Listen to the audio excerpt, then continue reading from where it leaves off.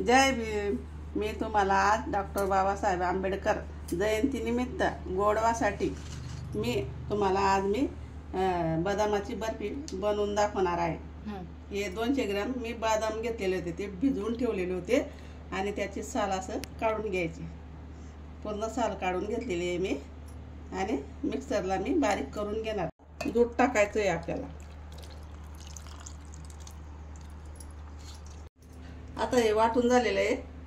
आता गॅस चालू केलेला आहे, कढई ठेवलेली मी कढईमध्ये टाकते।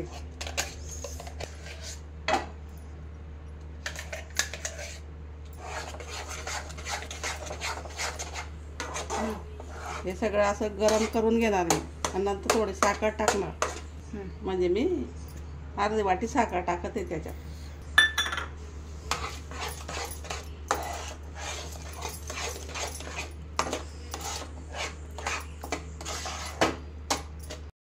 इलायची पावडर टाकते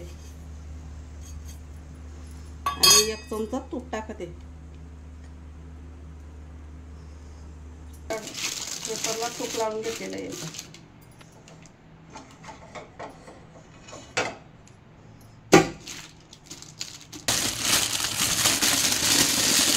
आता याला चांगलं असं मळून घ्यायचं। आता आपलं हे बर्फीचं असं मळून घेतलेलं आहे मी कागदावरती आणि आता हे तयार झालेलं आहे।